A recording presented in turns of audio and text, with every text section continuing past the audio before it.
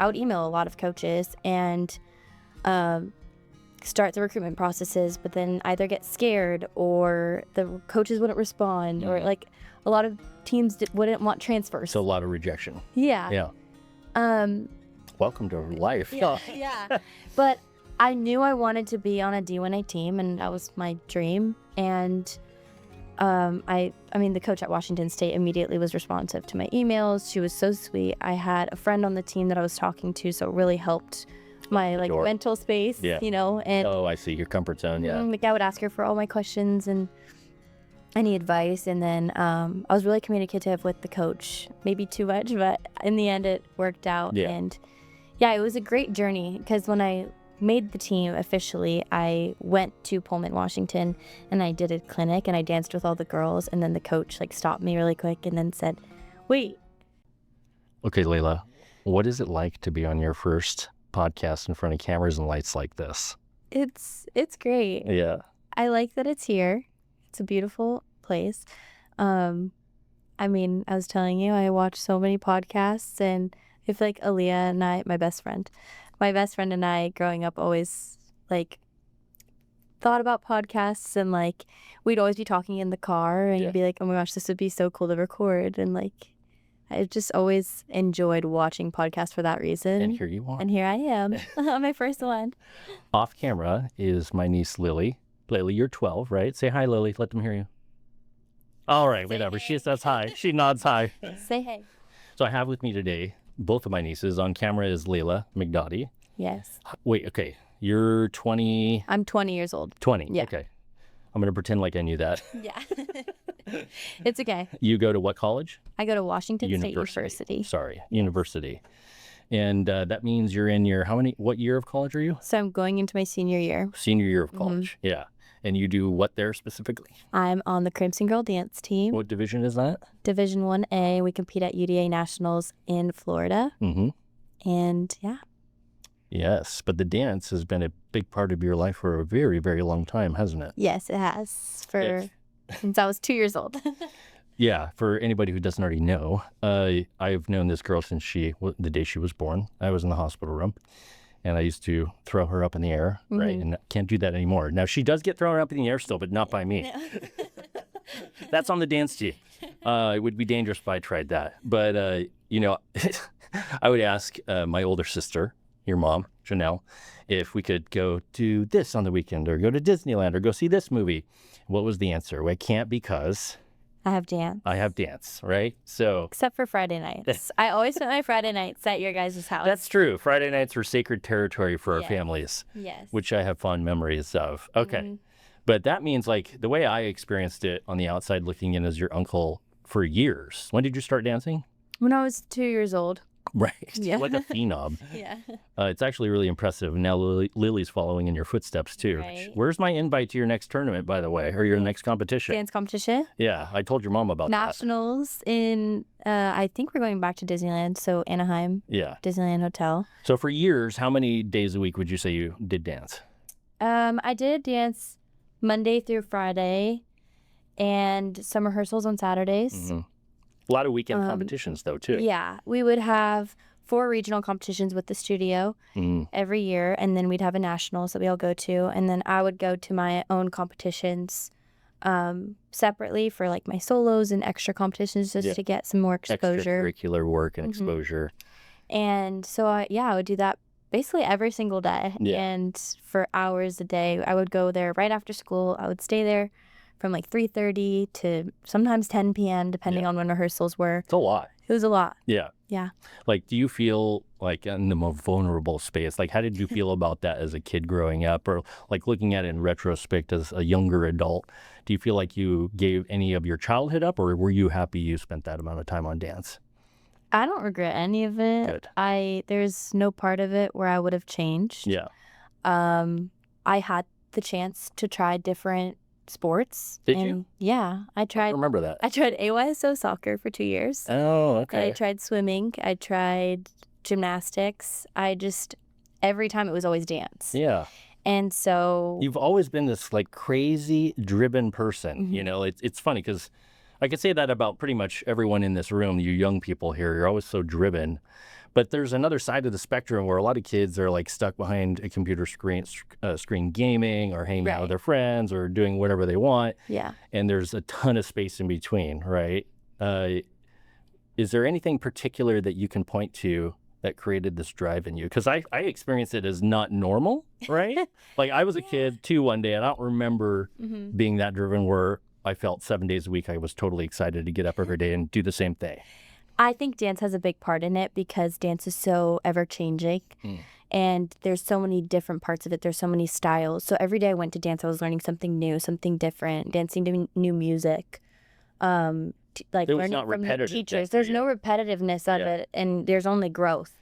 So well, it's coupled with music, right? Yeah. And one thing I could say I love is, remember I always sung you song, oh, dance to this one, dance to this one, right? Because there's so much expression and emotion that comes out of music. Because you kind of couple the two of the music and the emotion, but also expressing it physically. Yes, it was great. I mean, every day I went there, I could be having the worst day of my life, and I'd go to dance, and I would just forget about it. Stress relief. Yeah, stress relief. It's kind of like your therapy, yes. And it still is to this day. I mean, I go to practice at school for hours, and I love it still as much as I did when I was new to it. Yeah.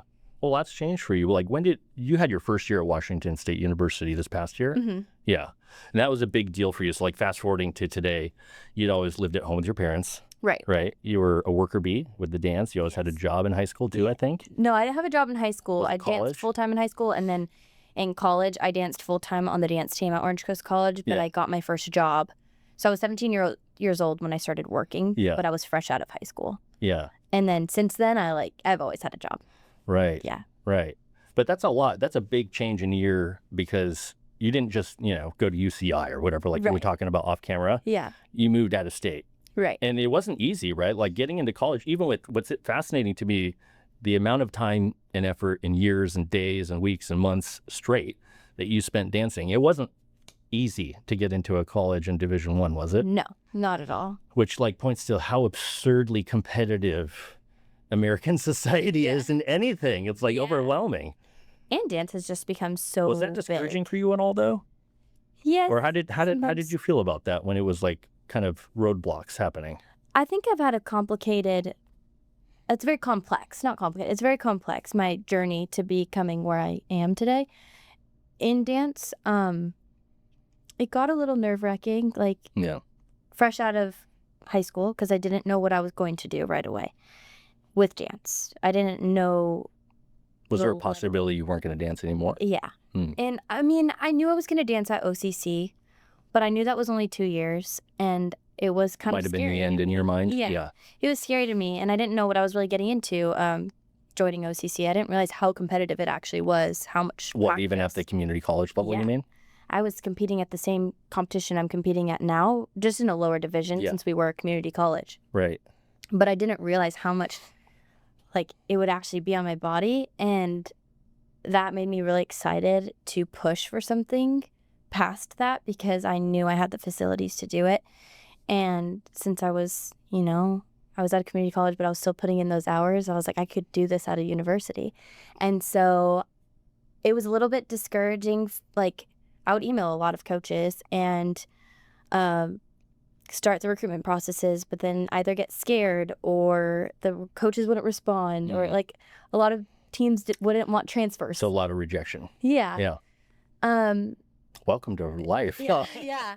But I knew I wanted to be on a D1A team, and that was my dream. And I mean, the coach at Washington State immediately was responsive to my emails. She was so sweet. I had a friend on the team that I was talking to, so it really helped my mental space, And I see, your comfort zone. Yeah. I would ask her for all my questions and any advice, and then I was really communicative with the coach, maybe too much, but in the end it worked out. And it was a great journey because when I made the team officially, I went to Pullman, Washington, and I did a clinic and I danced with all the girls, and then the coach stopped me really quick and then said, "Wait, do you want a spot on the team?" And then we all just started crying and hugging. It was an amazing Did she knew she was going to do that, or was that off the cuff? My assistant coach last year said that they knew going into the clinic that they were going to take me, But I don't know. I think that they wanted to watch me dance Still, it in was person. spontaneous and really beautiful. Yeah, it was a beautiful moment, and I wouldn't have had it any other way. But yeah, that was my journey to Washington State. It was really exhausting doing all the recruitment processes, but it was so worth it. And it didn't come without rejection, right? Right. Yeah. Yeah. That was probably hard. Yeah. Yeah. Did you ever have a moment where you thought you just were going to give up? No, honestly. I am very proud of you, girl. Thank By the you. way, you're doing great. Oh, thanks. I would not be capable of this at your stage of life, just so you know. Okay. Yeah. Your baseline is higher than mine was at this age. Thank you. Yeah. Thank you. This took 10,000 hours of practice. And I'm still rough around the edge. This is stuff I'm so passionate about talking. Like, yeah. I don't know. So, yeah. Yeah. And your mom and your dad were very committed to helping you. Yes, always. Yeah. And dance is an expensive sport. It's a lot. Yeah. They spent a lot of weekends at downtown Disney and Disneyland Hotel. And I'd be like, why can't we just stay in the hotel? Yeah. Why can't we just stay in the hotel for every competition? I didn't realize how expensive it was. And then my friends are getting these like dream duffel big bags. And I'm just like, I want that. But you don't realize like dance innately is expensive. Yeah. It's couple things sport. too I don't want to forget to talk about before we wrap this up. Mm-hmm. Your big move. Were you fearful or excited about getting out of the house for the first time, and not just away from your parents, in another state, right? In an entirely new environment? Because I know like the way you feel about it right now, not putting words in your mouth, but you love it. It's amazing. Yeah. Right? Yeah. But what was it like initially? So initially I was very nervous. Yeah. I had never lived away from my mom, and we're best friends, my mom and I. And so I couldn't really imagine a life where I like didn't wake up and hang out with her. Same with Lily. I mean, Lily's been my bestie since she was born, and I was really nervous to leave the comfort of my home and also my schedule I had at home. Yeah. I had 2 jobs. Like a routine. Yeah, I had a Comfort routine. zone, right? And so I was nervous about that. But the second I arrived in Pullman and I got moved into my house and I met my friends, I was like... How long did that take to actually feel like, oh, this was the right move? Honestly, I mean, with everything comes a little bit of Feeling out, growing pains, yeah. Yeah, and so it was like nerve-wracking, and I didn't know where I fit in yet in Washington for like a second, and then I just clicked right away. I mean, I was on a team with a bunch of dancers that I loved and I had met before. And, yeah. I had a couple friends from before that I knew, so it was great to have that comfortability. They make it a really loving environment, but like I said, I mean, I was used to my routine at home. I was scared to move, and then I made my own routine But there. you also made your own new identity. Yeah. And it involved independence.